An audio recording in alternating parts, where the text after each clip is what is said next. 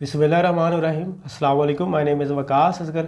Female medical assistant की जो jobs हैं वो अनाउंस की गई हैं और इसका जो पेपर पैटर्न है वो भी चेंज कर दिया गया। इस वीडियो के अंदर मैं आपको बताऊंगा कि जो न्यू पेपर पैटर्न है वो कौन से वाला है, सिलेबस क्या क्या है और कौन कौन गर्ल्स जो है इसमें अप्लाई कर सकती हैं। और अगर पहले बात करें तो 29 अप्रैल से 22 अप्रैल से 28 अप्रैल तक अनाउंस हुआ था, लेकिन अभी जो है आपको यहाँ पर एडवर्टाइजमेंट नज़र आ रही है 29 अप्रैल से लेकर 5 मई तक जो है आप अप्लाई कर सकती हैं और ये ऑफिशियल वेबसाइट पर भी अवेलेबल है। आप वहाँ से जाके इस एडवर्टाइजमेंट को डाउनलोड कर सकती हैं।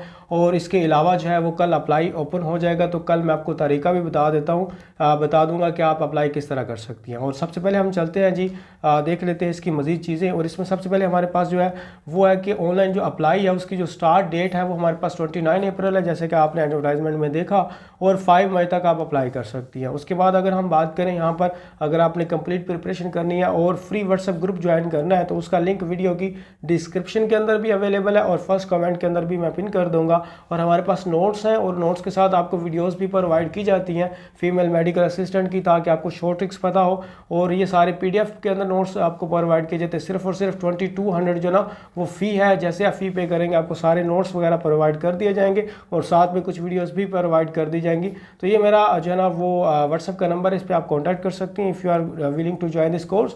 और हमारे पास आप ध्यान से सुनिएगा कि जो टेस्ट है वो किस तरह होगा, इसका पैटर्न किस तरह होगा।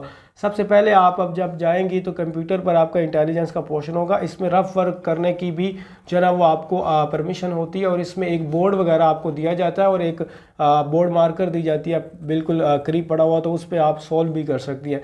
इंटेलिजेंस टेस्ट के अंदर आपके 100 MCQs होती हैं। इंटेलिजेंस के अंदर आपका पहले वर्बल और प्लस आपका होता है नॉन वर्बल। वर्बल से मुराद होता है जो आपके थ्योरेटिकली क्वेश्चंस होते हैं और नॉन वर्बल से मुराद होता है जो आपकी शेप्स होती हैं, दोनों मिक्स होते हैं। और इसमें 100 MCQs होते हैं, 40 मिनट का टाइम होता है, 50% वाली पास होती है। उसके बाद आपका इंग्लिश का टेस्ट स्टार्ट हो जाता है। तो इंग्लिश का टेस्ट ये सेपरेटली होते हैं, सारे इकट्ठे नहीं होते।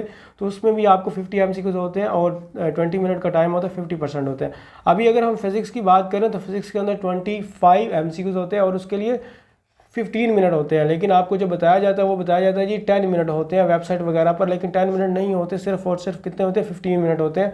इसके बाद आपके बायोलॉजी का टेस्ट हो जाता है। तो बायोलॉजी के टेस्ट के अंदर आपके 25 जो है ना MCQs होते हैं और 15 मिनट का टाइम होता है, 50% वाले पास होते हैं। अगर हम बात करें यहाँ पर केमिस्ट्री वगैरह और मैथ वगैरह, ये बिल्कुल नहीं इंक्लूड होती। केमिस्ट्री भी नहीं होती आपकी और मैथ वगैरह भी नहीं होती। ये आपने जो है ना वो जहन में रखना, ये दो सब्जेक्ट यहाँ पर नहीं होते। अगर हम पर्सनैलिटी टेस्ट की बात कर लें तो पर्सनैलिटी टेस्ट भी आपका ऑप्शनल होता है। बाज़ का जो है ना वो पर्सनैलिटी टेस्ट लिया जाता है और बाज़ का पर्सनैलिटी टेस्ट नहीं होता। और ये भी अगर हो तो फिर 100 MCQs होता है, 50 मिनट का टाइम होता है। वो अग्री से लेकर, मोस्टली अग्री से लेकर डिसअग्री तक जो है ना वो इसकी रेंज है। और ये वैसे स्किप करवा देते हैं, इस पे आपने इतनी तवज्जो नहीं देनी। तो आपका सबसे पहले इंटेलिजेंस होगा, फिर इंग्लिश होगा और उसके बाद आपका फिज़िक्स का, और 4th नंबर पर आपका होगा जी बायोलॉजी। ये 4 आपके टेस्ट होंगे और इसमें जो पास करेंगे फिर वो इंटरव्यू और आपका मेडिकल वगैरह सारा कुछ होता है, फिर शॉर्ट लिस्ट लगती है, फिर आपका दोबारा इंटरव्यू वगैरह होता है। तो ये सारी चीज़ें होती हैं।